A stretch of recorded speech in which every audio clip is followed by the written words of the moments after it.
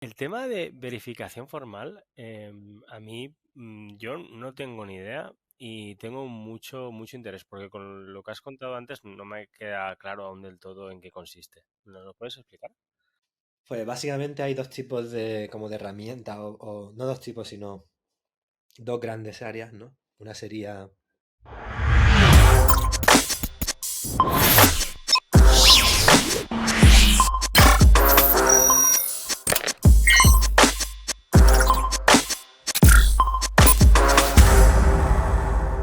Muy buenas y bienvenidos a los androides. Hoy tenemos a Raúl Raja Martínez, más conocido como Raúl Raja, co-founder and CTO en 47 Degrees, entusiasta de la programación funcional y verificación formal, maintainer de Arrow y, por supuesto, una de las personas más respetadas en el desarrollo de software a todos los niveles. Así que bienvenido, Raúl. ¿Quién eres y cuál es tu background? muy buena, Javi, y gracias por la introducción. Creo que me miras con demasiado buenos ojos, tampoco es para tanto. Pero sí, bueno, mi background un poquito está en el tema de lenguaje de programación, es lo que me ha Ujú, interesado desde hace bastantes años. Y últimamente pues está bastante involucrada en las comunidades de Scala y de Kotlin principalmente, que son las tecnologías donde suelo trabajar. ujú, Y además de eso, pues está involucrado con 47 Degrees, soy CTO de 47 Degrees, es una consultora que se enfoca a la programación funcional. Y bueno, hemos venido haciendo eso desde aproximadamente 2010-2011. ujú, ujú. Muy guay, muy guay. Y retomando un poco más hacia atrás, Sí. ¿cuándo y por qué empezaste a programar? Pues empecé a programar aproximadamente cuando tenía unos 16 o 17 años. Empecé con Ujú, temas de clientes de estos de mi IRC y todo esto, así, scripting, ajá, cosas muy básicas. Luego, pues conforme tenía 20, 21, seguí con PHP, con temas web. Y más adelante, pues me interesé un poco también en el mundillo de la JVM y ahí fue cuando empecé a hacer más Java y nos centramos más luego en la JVM durante mi carrera eh, profesional. ujú. Sí. Muy guay, muy guay. Y el tema ya del open source, ¿eso cuando te entró la vena de compartir? Yo creo que desde el principio que empezamos a hacer la empresa, aunque no lo compartíamos directamente porque no había, bueno, en esa época que no sé si estaba GitHub todavía, decía, había SourceForge, otra, estábamos en otros Mm, momentos, ¿no? Nos interesaba mucho el tema de open source porque principalmente en casi todos los proyectos que trabajábamos, tanto fuesen móvil como de backend, pues acabamos utilizando eh, librerías open source, ¿no? Entonces, algunas de las librerías que utilizábamos, pues queríamos utilizarlas en diferentes aplicaciones. ujú, Y al reusarlas, pues se abría la cuestión de lo dejamos privado o lo dejamos ujú. abierto. Y normalmente, pues cuando tienes librerías y tienes una empresa así, aunque sea de consultoría pequeña, creo que beneficia siempre hacerlo completamente abierto, porque también es algo que le da seguridad a tus clientes, ¿no? Que de alguna forma, pues ese código, si por alguna razón o lo que sea, no pudiesen mantenerlo, nadie hubiese ahí, pues por lo menos tiene acceso al código, o quizás si hay comunidad o interés, pues se puede mantener independientemente. Entonces, era como parte de la filosofía de la empresa. Ujú. Muy guay. Y cuéntame, ¿qué hacéis ahí en 47 Degrees? Pues nos dedicamos a la consultoría principalmente y lo enfocamos desde el punto de vista de programación funcional, que es lo que nos Ujú, solemos enfocar. Y eso normalmente suele tener más, aunque se manifiesta en todos sitios, frontend, backend, etcétera, ¿no? Pues en las tecnologías que nosotros nos movemos suelen ser sobre todo más de backend.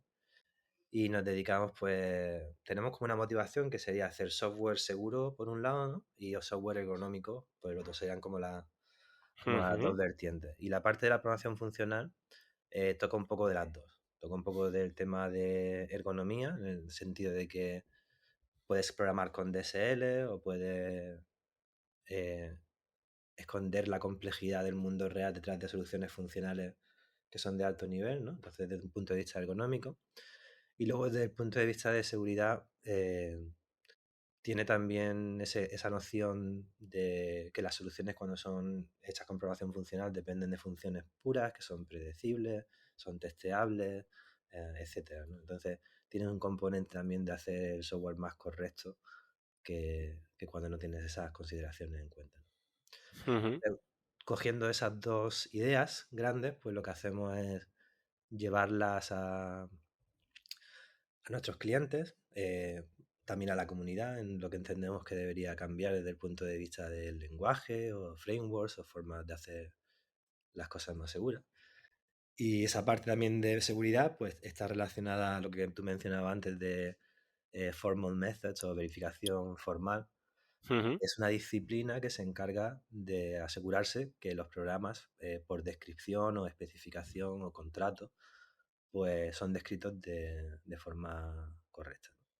Esa disciplina tiene diferentes partes. Una serían los model checkers o aquellas herramientas que nos sirven para especificar contratos. Son, por ejemplo, TLA Plus o Alloy. Y escuchamos muchas veces que pues, grandes empresas como Amazon o, no sé, Rolls-Royce, etcétera, hacen verificaciones de sus sistemas basado en este tipo de herramientas para asegurarse pues, que todo va de alguna forma funcional, ¿no? Como se espera. Luego la implementación es otra historia, ¿no? ujú, Pero eso por un lado. Y luego por otro lado también en relación a la acción de escribir software, ¿no? De hacer software más seguro, pues hay una parte que es la ejecución simbólica, que estaría un poco relacionada con lo que conocemos como fuzzy testing o la generación automática de test para el código y que son capaces pues también de cooperar con compiladores, analizar que el acceso que tú estás haciendo a ciertas funciones es seguro o inseguro de acuerdo a cómo lógicamente tú has estructurado los chequeos alrededor de esa función, etcétera. ujú, Entonces, todo ese tipo de técnicas, de herramientas, de filosofía, de consultoría, pues es lo que más o menos 47 eh, degrees hace, ¿no? Y a diferentes niveles. Actualmente ujú, una empresa eh, que desde el verano pasado tenía 110 personas más o menos, pero a través del verano pasado pues nos adquirió Sevia, como ya anunciamos públicamente, y ahora somos parte pues de un grupo más grande con unas 6.000 personas y nosotros tenemos esta parcela de autonomía que es todo el tema de programación funcional y seguimos pues ahí operando y dando ese tipo de servicio. ujú. Está súper guay. Y a mí hay una cosa que me tengo mucha curiosidad. Y es, imagínate, yo soy un cliente o un lead, un futuro, un posible cliente, y voy a pedir una aplicación. Pues imagínate que dijera, pero es con programación funcional, pero es que a mí me han dicho que la programación orientada a objetos es más segura o cualquier cosa. ¿Qué le dirías, ¿no? a esa persona? Eh, Puede serlo, es decir, no tiene por qué no serlo, eso depende del compilador, del lenguaje, del caso en concreto, ¿no? Sobre todo el lenguaje, es decir, qué importancia le da un lenguaje a esos aspectos de seguridad y si el lenguaje no tiene esas consideraciones, ¿no? ¿Qué disciplina le dan los desarrolladores al acto de su codificación Ujú, para evitar esos problemas? Pero realmente no existe esa afirmación podría ser falsa o cierta dependiendo de lo que fuese. Entonces, normalmente el tema no es que la programación funcional sea más segura que la programación orientada a objetos. De hecho, yo no creo que sean antagónicas, ni mucho menos. Es decir, la programación orientada a objetos está principalmente enfocada en la encapsulación y en crear espacios de nombres donde tienes cosas dentro, eh, ujú, por llamarlo de alguna forma. Eso es una buena técnica de hacer módulos, en mi opinión. La programación funcional está más preocupada de que cualquier función no acceda a estado mutable compartido, que si se hacen efectos sean de forma explícita, eh, y esas cosas son compatibles. De hecho, lo vemos en lenguajes actuales como podría ser el caso de Kotlin o de Scala, que son lenguajes híbridos, es decir, son lenguajes que aceptan tanto técnicas funcionales como, o que tienen predominancia a ciertas técnicas funcionales como podría ser pattern matching, inmutabilidad con data classes, etcétera, pero al mismo tiempo te dejan hacer cosas típicas de la programación orientada a objetos, como tener una clase con fields, que pueden mutar internamente o cambiar su estado, etcétera. Ujú, Pero en sí, es decir, programar con mutación y programar con ese estilo es más inseguro. No es propio de la programación funcional, pero también es cierto que lenguajes funcionales te dan esas facilidades y esas puertas de atrás, ¿no? Para hacer al final lo que tú quieras. ujú. Entonces, si tú quieres ir a hacerlo, puedes hacerlo igual de mal en un sitio o en otro, ¿no? Es un poco... Es más un tema de Claro. educación y de las herramientas con las que escriba el código. Ujú. Y en relación a Arrow, ¿cuál es el estado actual? O un poco para el que no conozca Arrow, que bueno, hay poca gente que dará, pero ¿nos cuentas un poco en qué consiste? Sí, pues ahora es una librería de programación funcional para Kotlin que intenta complementar a la librería estándar y a la librería de corrutinas. Y cuando decimos intenta complementar es porque no ofrece alternativas a lo que ya hay, sino que ofrece cosas o adicionales extra si hay una Ujú, feature que está missing en un sitio o en otro. Por ejemplo, si pensamos en Kotlin, el result type ujú, nos permite protegernos de una operación que puede volver un error o un valor, ¿no? Pero ese error está fijado a que tengas que utilizar excepciones, o sea, una clase que sea un subtipo de throwable. Sin ujú, embargo, Arrow ofrece either, que es un tipo de datos igual que result, en el cual tú puedes codificar esa preocupación de forma genérica con cualquier valor sin que sean excepciones, ¿no? Ese tipo de complementación es lo que proveemos. Por ejemplo, otra cosa que es un poquito más difícil o más complicada en coroutines es lanzar dos operaciones en paralelo compartiendo los mismos tipos y asegurándote que la cancelación está apropiadamente, básicamente codificada. Y ese ujú, tipo de patrones pues los encapsulamos con una implementación correcta para que la gente los pueda utilizar sin preocuparse de esos tipos de cosas, ¿no? Como cancelación en ese caso.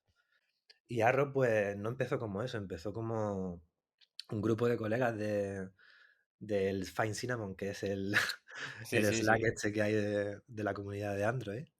Ujú, Y pues toda esta gente se pusieron juntos, querían aprender un poco de programación funcional y empezamos ahí a hacer ejemplos, a echar tipos de datos como option y pues entre todos fueron ahí añadiendo hasta que eso cogió un volumen considerable y cuando cogió ese volumen considerable pues se pensó en sacarlo como librería y al sacarlo como librería pues teníamos la competencia un poco de Functionale, que era la otra librería funcional de Mario Arias en ese momento.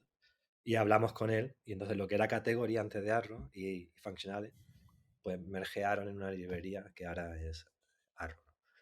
Y principalmente Arrow está ahora enfocada en eso, en hacer la programación funcional más ergonómica, integrar con el sistema de suspensión de Kotlin y proveer operadores en tipos de datos que te permiten eh, hacer cosas como sacar el valor que te importa dentro de un result o de un either, haciendo como Railway Oriented Programming sin preocuparte de lo que sería los errores si quieres, pero aún así te obliga a manejarlos en algún punto. Y muchos temas de concurrencia, de scheduling, retrying, todo ese tipo de operadores como versiones más avanzadas de lo básico que te encuentras en la librería estándar, pues tenemos versiones avanzadas de eso con más argumentos que se pueden componer unas con otras para crear workflows más grandes, etcétera. Entonces, ahora mismo eso es una librería de programación funcional y hay en total sobre los años han habido, pues lleva ya como, creo que 7 8 años ya casi o más. Pues han habido cientos de contribuidores. Actualmente tenemos una media de unas 4 millones de descargas mensuales, madre no mía. está nada mal. Y hay bastantes proyectos que no solamente desde el punto de vista de negocio, sino también otros proyectos open source que dependen de Arrow de alguna forma Ujú, u otra. qué maravilla, qué barbaridad. Sí, la verdad que estamos muy Y, contentos yo. Muy sí, contento por sí, toda la sí, sí. gente que he conocido y todo lo que he aprendido y lo que sigo aprendiendo, ¿no? Porque siempre llega gente que se le corren ideas muy locas para Arrow. Sí, sí. No, y aparte, bueno, yo en mi caso particular y tal como lo veo, yo desde que empecé yo creo, no, sí, empecé con, digo, esto de IDER mola, ¿no? Esto de IDER es muy práctico y fue empezar a utilizarlo y dices, bueno, esto ya se queda, esto ya se queda y no he visto Vamos, cuando me has dicho lo del resource que solo acepta throwables y tal, si quieres que te diga la verdad, ni lo sabía, porque es que directamente, cuando lo he visto, digo, pues si tenemos el Aider que va mucho mejor, es mucho más sencillo, mucho más cómodo. Te quería preguntar también por Scala, que estabas Mm. hablando de él. Un poquito de dónde viene, en qué consiste. Pues Scala tiene ya bastante años, empezó creo, no sé si me acuerdo, 2006, 2005, antes, incluso antes, por ahí antes, sí, esa época. Yo empecé a hacer Scala en el 2012, 2011, a finales de 2011, y lo empezamos a utilizar para temas de backend en la empresa. La verdad es que eh, estaba bastante bien. En ese momento estábamos utilizando Play Framework, algunos backend con AK, que era el framework así más grande también para temas de sistemas distribuidos. Y aprendiendo Scala, pues nos metimos un poquillo en ese mundillo, nos hicimos partners de Lightbend y desde entonces hemos estado muy cercanos a la comunidad, ¿no? Actualmente pues estamos haciendo varias iniciativas alrededor de Scala, por ejemplo, organizamos ScalaCon recientemente, una conferencia virtual y presencial en Londres. Vamos a organizar este año Scala Days, que va a ser en Europa y también, creo, no sé si en Londres o en alguna parte en Londres, en Europa, y luego en Seattle o en alguna parte de la costa oeste. Ujú, Y, y estamos colaborando con el Scala Center para temas promocionales del lenguaje, de vídeo. Personalmente, de la empresa nuestra hay dos o tres propuestas ahora mismo en pre-SIP o SIP. SIP es básicamente el proceso que utiliza Scala para enviar propuestas al lenguaje. Y tenemos una propuesta ahora mismo ahí que es relacionada parecida a como tenemos en Kotlin con funciones suspendidas. Pues es ujú. una propuesta para traer a Scala la habilidad de poder sacar el valor de un futuro sin bloquear, que básicamente es la Ah, continuación.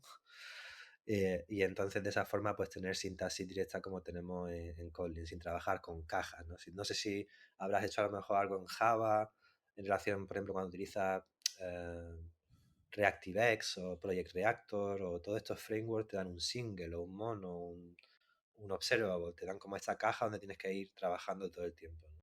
ujú, Con funciones suspendidas, pues la mayoría de esos casos de uso los podemos eliminar.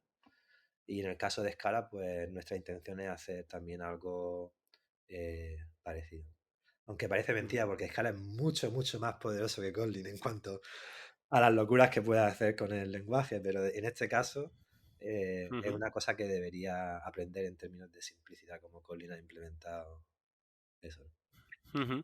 Pues me viene que ni a huevo porque te quería preguntar qué diferencias, qué ventajas, qué inconvenientes, qué casos de uso hay con Kotlin frente a Scala o Scala frente a Kotlin, como quieras llamarlo. Vamos a ver, Scala tiene mucha más librería y está mucho más orientado a backend. Entonces tienes Ujú, una raíz más grande, yo creo que ahora mismo, de librerías que puedes utilizar. Si no tienes en cuenta que en Kotlin también puedes, por supuesto, utilizar el ecosistema de Java, lo mismo en Scala, ¿no? Esa ujú, es la misma noción. Pero digo, si habláramos de parte de librerías nativas, yo diría que todavía el ecosistema de Scala de backend es mucho más grande, desde el punto de vista de open source, de movimiento, gente hablando de eso, etc. Sin embargo, Kotlin tiene una gran historia multiplataforma también, ¿no? Es decir, como ahora ujú, mismo está desarrollándose mucho como multiplataforma, se está viendo también incluso un crecimiento en backend. ujú, Yo utilizaría Scala cuando tengo que utilizar cosas, por ejemplo, como Spark, tema de backend. Hay muchas librerías relacionadas también, porque la gente lleva utilizando mucho tema de Spark con Scala hace tiempo, aunque ahora también Kotlin va a sacar una librería específica para eso. También utilizaría Scala cuando la solución que tú quieres codificar eh, puedes utilizar a lo mejor un sistema de tipos mucho más poderoso eh, y quieres hacerlo con escala. Por ejemplo, si tuviera que hacer un theorem prover, algo que prueba teoremas, algo que hace cosas así bastante poderosas, algo que tenga bastante polimorfismo, que un problema que pueda resolver fácilmente con algo así del sistema de tipos, usaría siempre escala porque tiene mucho más abstracción que Kotlin para ese tipo de problemática. O cuando quiero hacer override de operadores universales para todos los tipos, es mucho más fácil de hacer ese tipo de cosas en escala. Pero cuando estás haciendo, por ejemplo, una API móvil o cuando estás haciendo una API de tercero que quiere utilizar un DSL sencillito, a lo mejor utilizaría Kotlin, ¿no? Si tuviera que elegir por metaprogramación, utilizaría Scala, porque el framework de metaprogramación de Scala es mucho mejor y más maduro que el de Kotlin, que ni siquiera tiene ninguno oficial eh, de momento. Si tuviera que elegir por el tooling de mi equipo, elegiría siempre Kotlin, porque el tooling de Scala está por detrás siempre de los releases del compilador. Y entonces es súper frustrante que te salga un release con una feature nueva de Scala, te vayas a probarlo en IntelliJ y esté todo en rojo. Entonces no. Es que hay muchos factores, ¿no? Pero al final del día son los dos lenguajes muy aptos y si te digo la verdad lo utilizo casi al igual en estos días. Estoy 50-50 porque tengo que hacer 2 o 3 proyectos del compilador de Kotlin y al mismo tiempo estamos haciendo la propuesta esta de continuaciones que te comentaba para Scala. Entonces estoy para un lado y para otro. Muy guay. Y esto que has comentado de la metaprogramación, no sé lo que es. ¿Qué Sí, pues significa? vale, te explico. Básicamente, por ejemplo, en Scala tú tienes la noción de macros o funciones inline que son capaces de Ajá. linear todo el cuerpo. Entonces tú puedes hacer con macros cosas como, por ejemplo, genéricamente definir una función que para todas las clases que me devuelva el nombre de las propiedades de la clase. Una lista con los Ujú. nombres, por ejemplo. Eso normalmente no lo puedes hacer si no utilizas metaprogramación, a no ser que utilices una librería de reflection, como la de Java Efectivamente, Reflection, para introspección. El problema de Reflection es que Reflection se ejecuta en tiempo de ejecución y por efectivamente. tanto es inseguro. Ujú. Porque estás accediendo dinámicamente a cosas y llamando a métodos, etcétera. Además es mucho más lento potencialmente, ¿no? Porque tiene que hacerlo todo de forma dinámica. Pues la Claro. metaprogramación sería si tú tuvieras una librería de reflection, pero que Ujú. funciona en tiempo de compilación. Por Oh. ejemplo, si tú creas esa función y tú esa función luego la llamas para la clase person en tu código Ujú. normal y la función esa es un macro o una función de compilador o inline de este tipo, pues Ujú. cuando esa función se ejecuta es capaz de la clase person emitir el bytecode que llamarías tú si lo hubieras escrito a mano, Ujú. directamente mirando la estructura de la clase en tiempo cuando tu compilador está compilando, en lugar de cuando tú estás ejecutando el programa. Qué guay. Entonces, todo este tipo de metaprogramación se le llama básicamente a los frameworks y herramientas que utilizamos para programar el lenguaje que la gente utiliza para hacer los programas. O sea, básicamente Ujú. es el lenguaje sobre el lenguaje que te da un lenguaje sobre funciones, declaraciones, argumentos, variables, tipos y la relación que hay entre todo ello. Básicamente es un árbol y ese árbol pues tiene todos los nodos que tu lenguaje potencialmente podría tener, como en Kotlin sería fun, try, catch, toda la sintaxis de un programa de Kotlin. Ujú. Qué Pues interesante. poder tratarlo como datos y poder transformarlo es algo que en otros lenguajes es nativo. Por ejemplo, en Lisp o en lenguajes como Clojure, etcétera, tú puedes transformar los programas porque los programas son estructuras de datos, pero en otros lenguajes como el caso de Java y Kotlin no es así. Entonces requiere de herramientas que conviertan el código y la semántica del lenguaje en una estructura de datos que puedes transformar y volver a compilar y hacer lo que quieras con ella. Ujú. Qué interesante.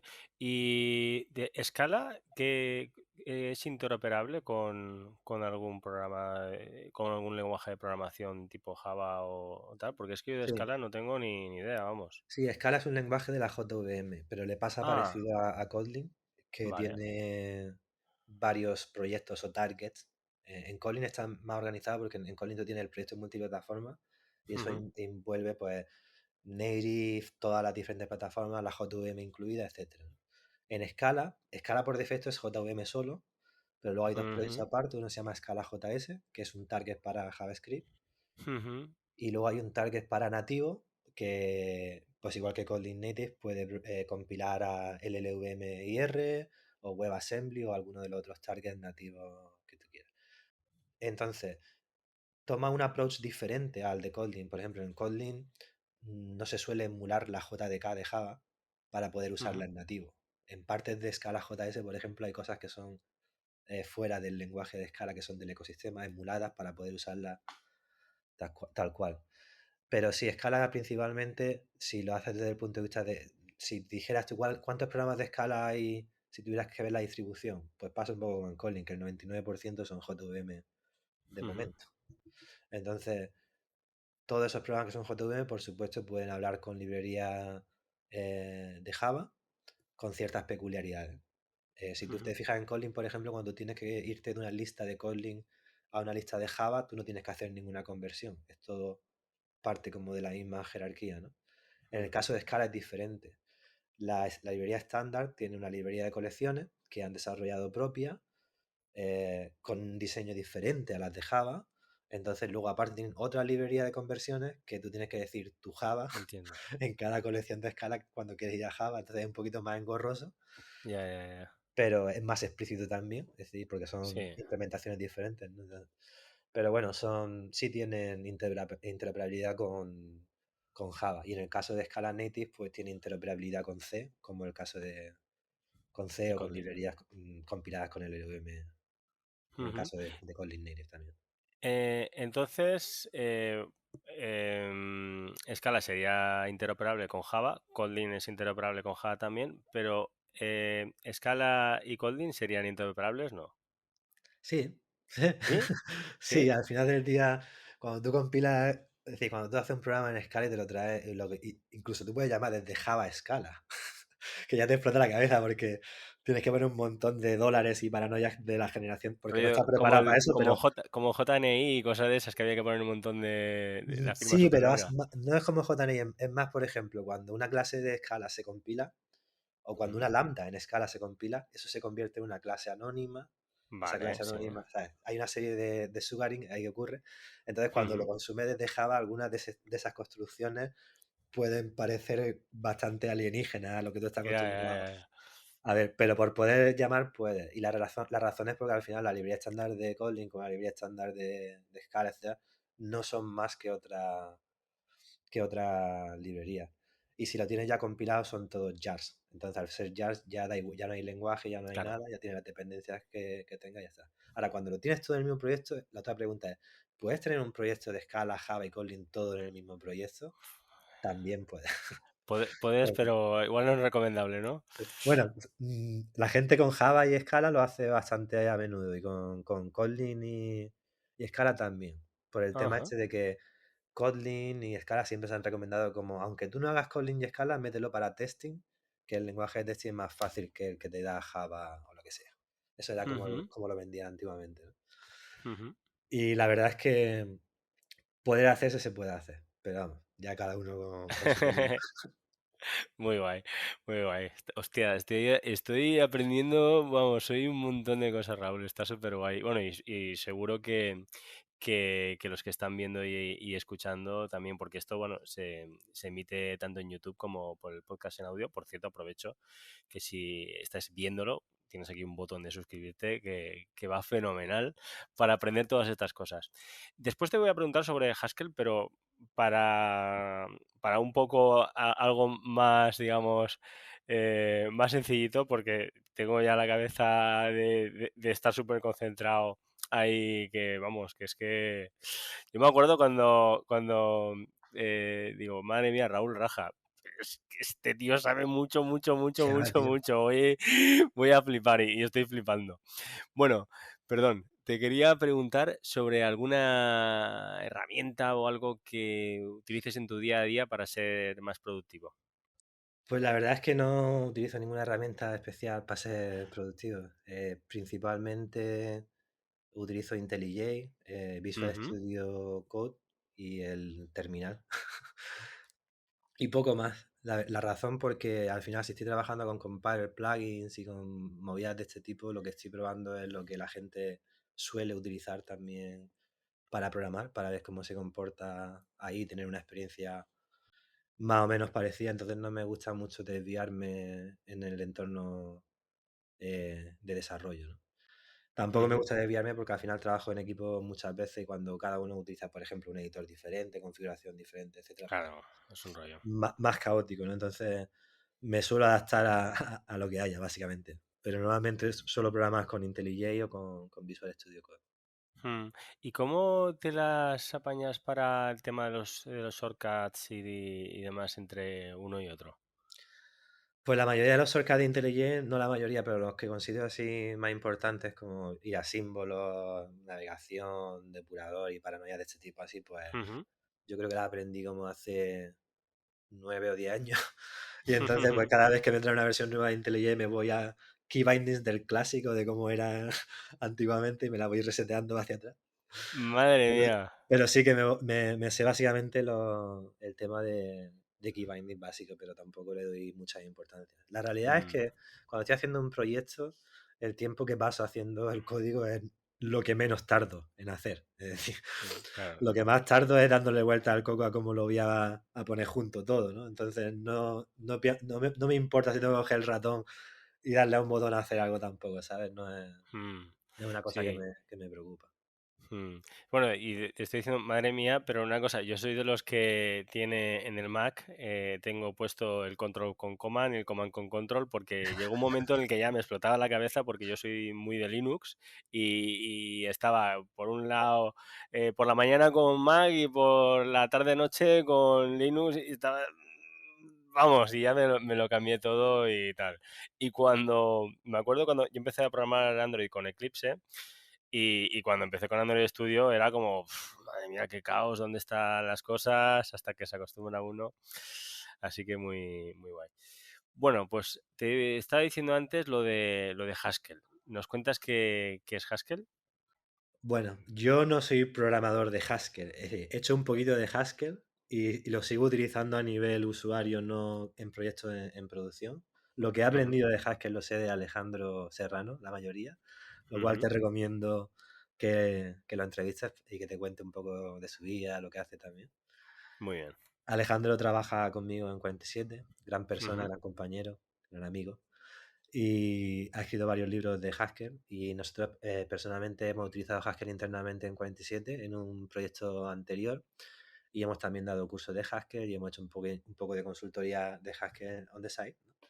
No es nuestra especialidad actualmente, pero es algo que con lo que te comentaba antes de que hemos crecido como empresa con la adquisición, pues vamos a reenfocarnos quizá de cara a futuro otra vez.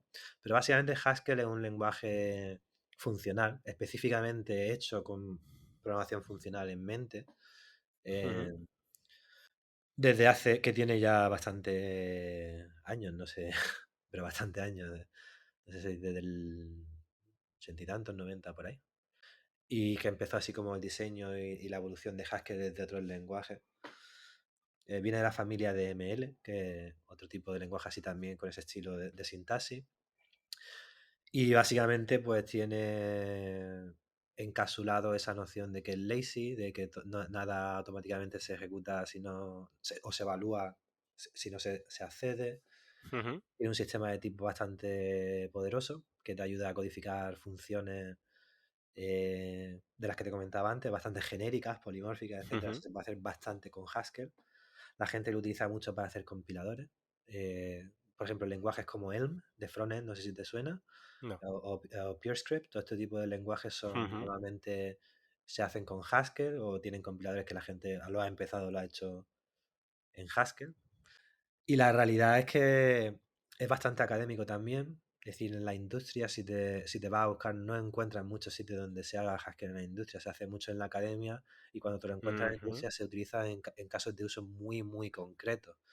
Eh, por ejemplo, en el tema de finanzas o el tema de verificación de contratos con blockchain, cosas de ese ujú, tipo.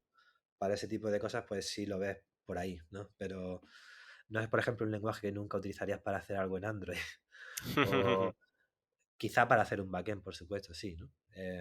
Pero es un lenguaje también eso, que tiene ese foco de research, ¿no? Eh, igual que a Kotlin le pasa que tiene ese foco de Android, ¿no? También. mm. Y Sí, entonces, pues, ahora se está abriendo, sí. pero sí, sí.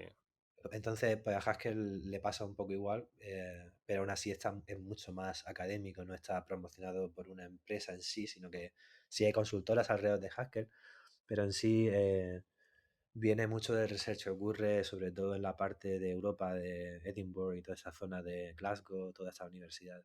De hecho, su compilador es el GHC, que es el Glasgow Haskell Compiler.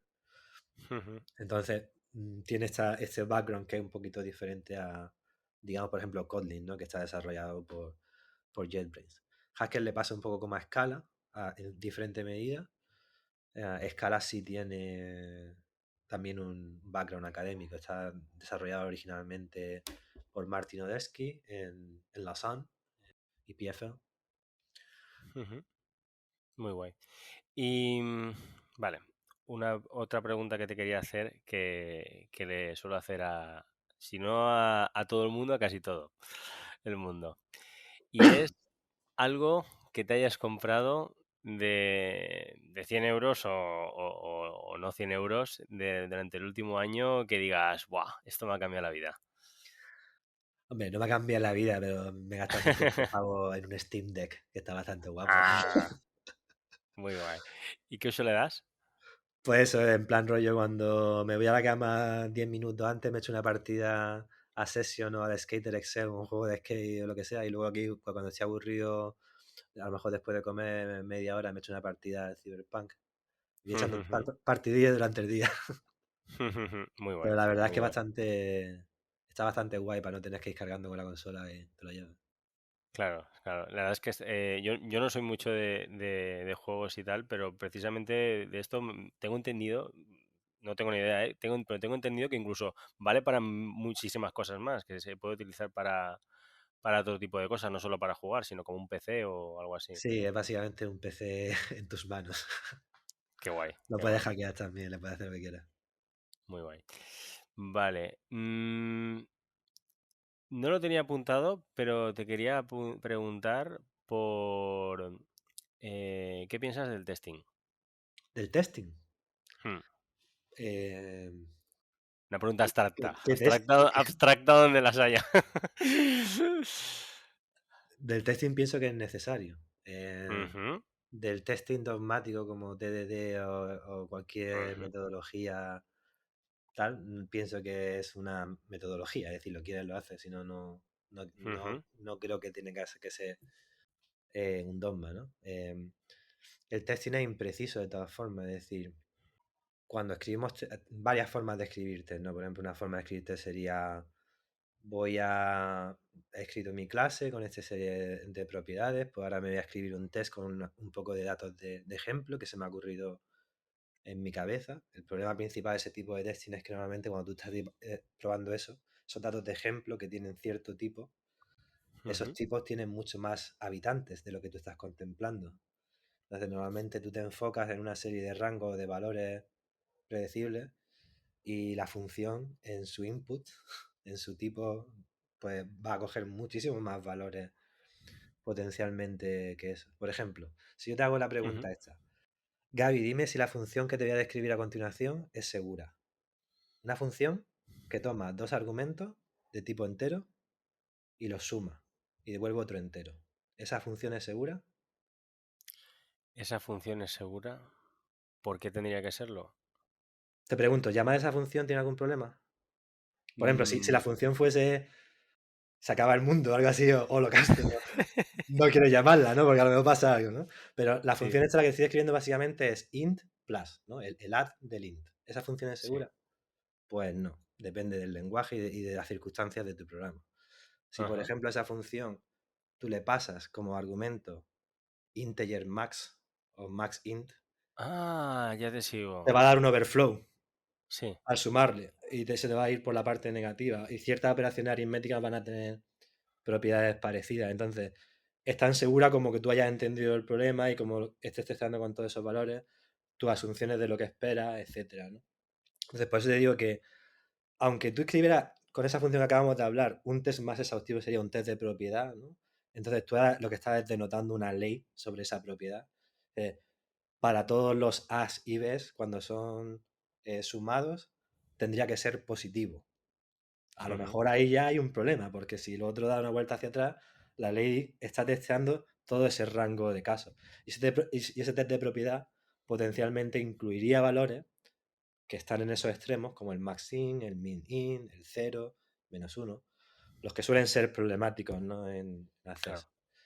Pero más aún así, ese programa podría ser incorrecto, porque a lo mejor la condición que tú estás chequeando, si tiene alguna lógica dentro de la función, en este caso es muy simple, pero si tuviera algún tipo de lógica, a lo mejor hay un estado en el argumento por el cual tú no pasas por ahí. Al no pasar por ahí, no obtienes lo que esperas.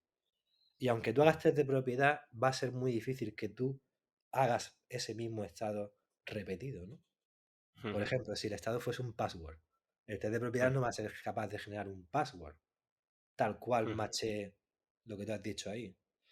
Entonces, para esos casos necesitas ejecución simbólica o test mucho más exhaustivos que prueben lógicamente si existe un valor para el cual esta función devolvería algo diferente de lo que tú esperas. Sería la ujú, verificación formal, la ejecución simbólica o básicamente describir en un teorema el programa antes de poder codificar. Entonces hay diferentes niveles de testing. Lo que pienso del testing es que siempre es necesario. Lo que es triste del testing es que la gente que está súper enfocada en el tema de hacer negocio a través del testing estén enfocados nada más que en el testing superficial, que es el de más bajo nivel, y a todo lo más el de propiedad, que es un nivel eh, intermedio, ¿no? Entonces, eso creo que es algo que, si nos importa realmente el testing, deberíamos estar explorando cómo lo hacemos eh, más exhaustivo, ¿no? De lo que es. Y eso no significa cubrir líneas de código, significa que las funciones demuestren que hacen lo que tú piensas que van a hacer, ¿no? ujú. Y pues aquí voy a abrir un melón, ¿sabes? ¿Y qué piensas de la gente que dice que el testing no es tan importante? Que no es importante, depende de lo que Sí. estés utilizando. Si estás utilizando, por Ujú, ejemplo, el lenguaje como JavaScript y me dice que el testing no es importante, voy a dudarlo del contexto, ¿no? Es decir, es decir, si estás utilizando un lenguaje como Agda o Coq Theorem Prover o algo así, y me dicen, no, yo es que ya he denotado en la propiedad de mis tipos todos sus inhabitantes y la composición y las reglas de composición de este programa, y aquí no hay mucho más que testear, más allá que he capturado lo que quiero transmitir correctamente. En esos ujú, casos, tú podrías decir, el compilador me está haciendo a mí de test framework, porque al ujú, tiempo de compilación está encontrando o no me deja escribir código que sea incorrecto. Entonces, en ese caso, podría decir, sí, el testing es menos importante ahí. Otra cosa, estás haciendo un prototipo. Estás haciendo un prototipo de algo y no te importa el testing y lo que quieres es probar que puedes ordenarte mentalmente a lo que estás haciendo, eh, pues ahí yo creo que no es importante, ¿no? O menos importante, depende de dónde mm, quieras llevarlo. Pero en sí depende mucho del proyecto, pero en sí lo que es lo que decía antes, pero el testing por testing no es ujú. Sí, nada, sí, depende de... por supuesto. Por supuesto. Y me ha gustado lo del tema de que el testing es importante, incluso necesario, pero el TDD o cualquier metodología que tal, bueno, eso La ya... metodología, como la programación funcional. Es efe- decir, un programa imperativo, un programa que no sea funcional, etcétera, puede ser seguro, por supuesto que sí. Es decir, eso mm, no quiere decir que sea. Ahora, los programas funcionales son un poco más seguros, sí. Hacer testing, si haces testing, pues sí, evidentemente va a haber más cobertura de tu programa, pero si no estás haciendo el testing adecuado, mm. realmente te estás creando, estás en el peor momento que estaba antes, porque antes estaba en un momento en el cual tú no sabías si esto funcionaba y Ahora ahora te estás lo en el crees que sí. momento en el que tienes una falsa asunción de que esto funciona cuando realmente no lo hace. Sí, sí, sí. Entiendo. Totalmente de acuerdo. Bueno, durante todo el tiempo que llevas trabajando en la industria del software, seguro que te han pasado un millón de anécdotas, pero ¿te acuerdas de alguna en especial que digas, mira, esta la puedo contar aquí hoy en los androides? Pues sí, mira. Una vez que estaba currando en un sitio web, hace ya bastante años, cuando tenía en el 2007, 2006 o por ahí creo que fue. Estaba trabajando y estaba haciéndolo remotamente y le llevaba a esta empresa un sitio web para... No voy a decir el tema porque si no al final va a No, tirar el no, hilo no, y va a no, salir no, como no, no, un no poco hace spam, falta. ¿no? Pero Sí, bueno, sí, que estaba trabajando en un sitio web y hay una base de datos, ¿vale? Y en la base de sí. datos se puede decir pecado, ¿no? En la base de datos hubo una necesidad en un momento dado de que no cabía en una máquina. De ese tiempo, en una máquina de hoy en día hubiera cabido en un iPad. Ujú, Pero vamos, eso era. Y en el momento ese, pues decidimos que íbamos a sacar, a distribuir los datos, a saldearlos en diferentes nodos y tal. Y estábamos utilizando Hibernate, Ujú, el AVRM este de Java popular. Y en ese momento no me acuerdo si era, no me acuerdo ni la versión de Hibernate que era, pero me acuerdo de que el soporte de sharding no estaba listo todavía o no funcionaba con lo que nosotros teníamos. Total, que me tenía que crear mi propio generador de IDs a mano. Y ese generador de IDs era muy parecido a la función que estábamos hablando antes del testing de uno más uno o argumento más argumento. ujú. Básicamente era el dame el siguiente valor. Lo que ocurrió es que cada shard se reservaba un espacio de IDs entre cada salto para asegurarse que eran únicos. Entonces, si un nodo aquí generaba un ID, el otro generaba un ID al mismo tiempo, como el de aquí a lo mejor generaba 50 seguidos, pues el otro quería generar los 50 siguientes. Entonces, saltaba de Ujú. 50 en 50, hacía cositas así por unicidad, en una de las llaves, que era de los comentarios asociados con ciertas replies o no sé qué movida.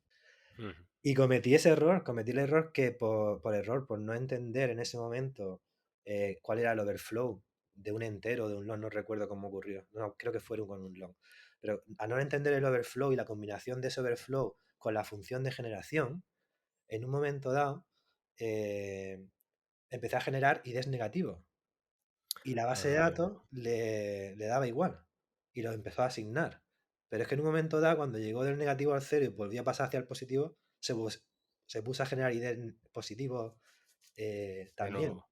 Algunos existían porque había colisiones Ya, y entonces daban errores y otros no existían y lo que ocurría pues que silenciosamente en los comentarios de un usuario, que eran replies de uno, aparecían como replies a otro mensaje que no tenía nada que que ver. no tenía nada que ver, ¿vale? Madre Tuvimos que mía. tirar la base de datos, pararlo todo, lanzarlo en un backup de 2 o 3 días anteriores, una movida.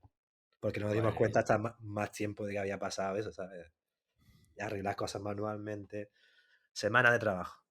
Y fue un poco Ujú. así como anécdota y una de las razones también por las que me interesaba mucho el tema de seguridad y todo eso. Tipo, lo vi en mi carne de estar ahí metido en el marrón. Totalmente. El tema de verificación formal, a mí, yo no tengo ni idea y tengo mucho interés, porque con lo que has contado antes no me queda claro aún del todo en qué consiste. ¿Nos lo puedes explicar? Pues básicamente hay dos tipos de, como de herramientas, o no dos tipos, sino dos grandes áreas, ¿no? Una sería, vamos a ver, como el tema de model checkers, hay Ujú, herramientas como TLA Plus y Alloy, y estas son herramientas que te dan un lenguaje de especificación, imagínate parecido a Kotlin en el caso de Alloy, en el cual tú puedes describir tipos de datos, puedes describir ciertas funciones o propiedades de esos tipos de datos y flujos de estados de cómo tu programa va a funcionar. Entonces el model checker se encarga automáticamente de verificar que eso que tú has escrito contempla todos los casos, que no hay branch lógica por la cual tu programa tú no has contemplado un código correcto, ¿no? Para lidiar con un caso concreto. Por ejemplo, imagínate que haces un algoritmo de transacciones, ¿no? Dices, pues pongo dinero en cuenta tal, saco dinero de cuenta tal, mientras el dinero está neto, y luego pongo el dinero en cuenta tal, saco el dinero de cuenta tal. Y en todos esos momentos hay aserciones que dice, pues la cuenta tal tiene que tener el balance tal, la cuenta tal, como si fueran tus test, ¿no? Entonces la máquina de ujú, estado esa automáticamente se asegura de que tu programa por definición es correcto y no hay caminos por los que se iría el flujo sin hacer lo que tú concretamente esperas. Esos lenguajes de especificación suelen ser de más alto nivel. Entonces, normalmente cuando tú haces ese tipo de trabajo, es como cuando haces un plano de un edificio. ¿Te has ujú. preguntado algún día por qué los software engineers no hacemos planos ni hacemos cosas? Es porque cogemos los ladrillos y los ponemos y ya está. Ya. Pero si haces algo serio, serio, como un avión, o como el motor de un avión, como del 787 o alguno de estos, pues eso lo hace el Rolls-Royce o otras empresas como Rolls-Royce. Cuando hacen ese motor, hay una serie de circuitos, una serie de estados, un programa dentro que más o menos monitoriza eso y hay una verificación en herramientas de este tipo prior a escribir el código, o sea, mucho antes de hacer la implementación, como un blueprint que tú le das a la gente para decir, esto es la especificación del programa. Luego hay Ujú, otros lenguajes intermedios, como el caso de Agda, Coq, etcétera, que son híbridos, que tienen este tipo de poder de especificación y al mismo tiempo son capaces de generar bytecode, o sea, de tener un runtime y poder ejecutarse. Eh, lo que pasa es que suelen estar más orientados a eso, a theorem proving, verificación de algoritmos, cosas de ese tipo. No tanto a a la programación general como la que hacemos nosotros en otro.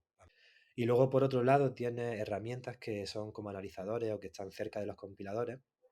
Ujú. Son compiler plugins, que lo que se hacen es hacer análisis del data flow de los programas de una forma simbólica. O sea, analiza tus funciones, que a un programa como espejo al lado que sería más o menos como tu programa, que lo ejecuta con los valores que él quiere para ver por dónde pasa lógicamente el programa. Y ese tipo de herramientas pues se hace con lo que hablábamos antes, con herramientas de metaprogramación, pues hacemos analizadores de código, cosas de ese tipo, ¿no? Y este tipo de Ujú. analizadores de código pues generan esta representación simbólica de tu programa a nivel de lógico, de first order logic, eh, y, y básicamente utiliza una herramienta, una caja negra, que suele ser algo como que se llama un SMT solver, y esto es una máquina en la cual tú le dices a un programa. Microsoft tiene uno que se llama Z3, hay varios en la industria, pero este es un programa que tú le dices, oye, aquí tiene una serie de expresiones lógicas, dime si esto se satisface o no. Ujú. Entonces, lo que tú haces, tú creas una representación de tu programa simbólica, la ejecutas lógicamente, si es satisfecha o no, quiere decir que todo está bien. Y si no es satisfecha, por ejemplo, si te falta algún path contemplado o algo está mal, entonces esta máquina te dice, para todos los casos erróneos, estos son los valores con los cuales tu función fallaría o los cuales tu función no da lo que, lo que tú Ujú. esperabas o por la cual no esta reducción lógica no se puede satisfacer. Entonces, si tú te acuerdas en el instituto cuando decían lo de P implica Q, Q implica Sí, sí R, que me acuerdo, sí. Me lógica, gustaba mucho. pues esto es exactamente lo mismo. Tú coges tu lenguaje de programación y lo transformas en un lenguaje lógico. Levantas Ujú. todas las expresiones a una evaluación lógica. Y luego puedes hacer asunciones sobre los árboles, condensándolos, simplificándolos, etc. Ujú. Hay Y- varias vertientes de estas técnicas y básicamente se enfocan principalmente en verificar y asegurarse que el software es seguro. Especialmente son famosas en áreas de software crítico, como puede ser aeronáutica, temas militares, temas de salud, de biomedicina, cosas de ese tipo. Ujú.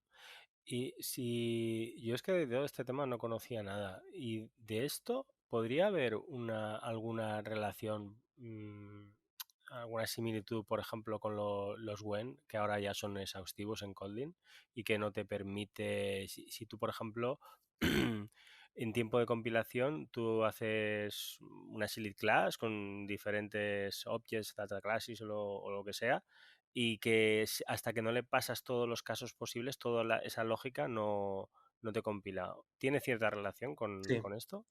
sí, tiene relación en el sentido de que tanto los webcam en Kotlin como por ejemplo lo que se llama en Kotlin realmente smart casting, ¿no? Que es que cuando tú Ajá, dices un when y chequeas por el que es de un tipo tal, efectivamente. en la siguiente línea el valor anterior ya tiene un Sí. smart casting que es Ujú. del tipo anterior, ¿no? Entonces, ese tipo de lógica que va influenciando a las llamadas es la misma técnica que se utiliza en este sistema que te comentaba, desde Qué el guay, punto de claro, vista claro, de claro. que tú dices, por ejemplo, una de las cosas que hacemos, que si la gente lo quiere probar, pueden ir a probar Arrow Analysis en un plugin para el compiler que tenemos en Arrow. Este plugin, si tú haces algo como, por ejemplo, empty list get 0, ¿qué te pasa en Kotlin? Revienta, porque no hay nada en el empty list, no puede que de un 0. Pero este plugin es Ujú. capaz de decirte, empty list, cuando ya me saques 0, en tiempo de compilación, esto es inseguro, porque no hay lógica alrededor de este branch en el cual tú ya has comprobado que la lista no está vacía. Entonces tú como usuario puedes decir, if list is not empty, list Ujú. get 0. Ahora ya es segura porque ahí tienes la lógica alrededor que garantiza que eso se puede colapsar y que es satisfecho, ¿no? Ujú. Y eso es lo mismo que hace pattern matching. Pattern matching aplica ese mismo tipo de lógica, de decir, si ya has cubrido todos los casos que yo lógicamente sé que tú, por ser una clase sellada, tienes aquí, pues entonces me dejo de quejarme y si no, pues te doy un error eh, de compilación. Es básicamente la misma técnica vista desde un punto de vista diferente, pero sí. Qué guay, qué guay. Madre mía, la de cosas que estoy aprendiendo hoy. Qué barbaridad. Bueno, antes, bueno, tenía que apuntado para entrevistar, charlar en futuros episodios a Alejandro Serrano. Pero aparte de Alejandro, ¿se te ocurre algún nombre más? Pues no sé si conoces a Javier Segovia Córdoba, Sí, sí. colega mío de Slack y de Arrow. Pues estoy haciendo con Javi varios compiler plugins.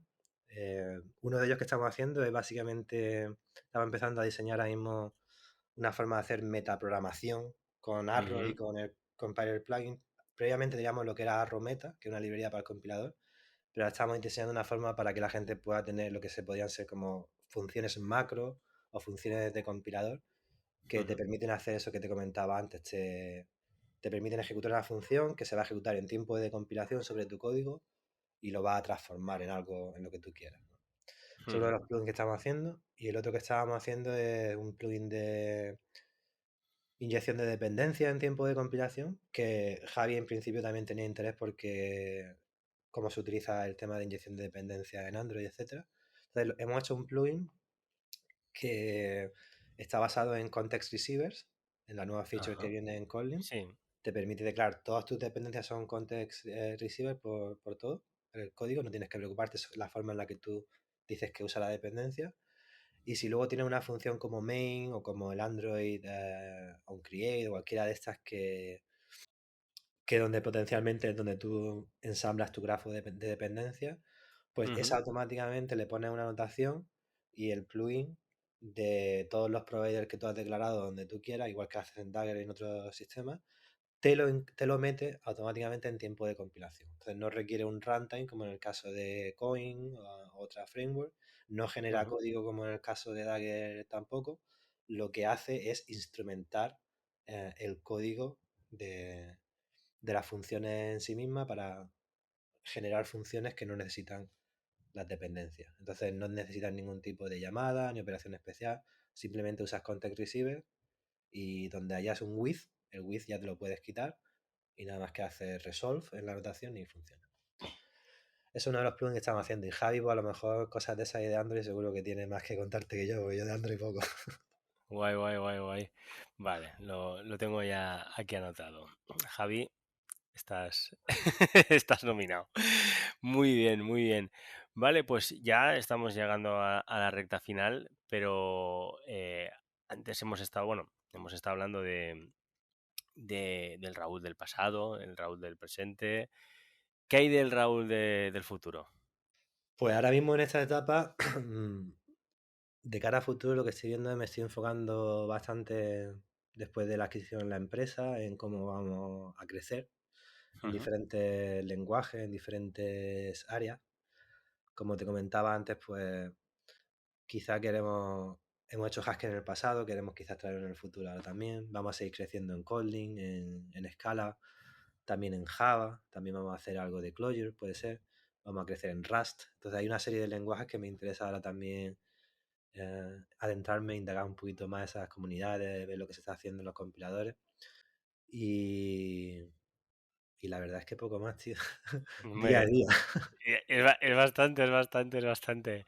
Muy bien, pues oye, Raúl, muchísimas, muchísimas, muchísimas gracias. He aprendido hoy un huevazo de cosas porque además de todos estos temas estoy muy verde y vamos, y espero que la gente que nos ha visto, nos ha escuchado, bueno, esto espero, no, seguro que muchos, muchos estarán ahora mismo con la cabeza, ¡boom! ¡Madre mía, qué pasada! Así que súper agradecido. Antes Gracias a ti. mm, de despedirnos, ¿dónde te puede encontrar la gente? Pues en Twitter, Raúl Raja, eh, Ujú. en email, raulraja@gmail.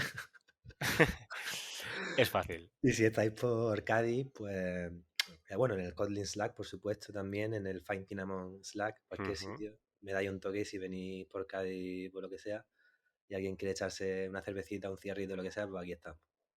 Muy bien, muy bien. Pues lo dicho, Raúl, muchísimas gracias. Muchísimo, muchísimo valor en lo que has aportado hoy aquí a toda la comunidad. Muy, muy agradecido. Y nada, nos vemos en la próxima. Un Pues abrazote. muchísimas gracias a ti, Gaby. Un abrazo. Vale. Tara.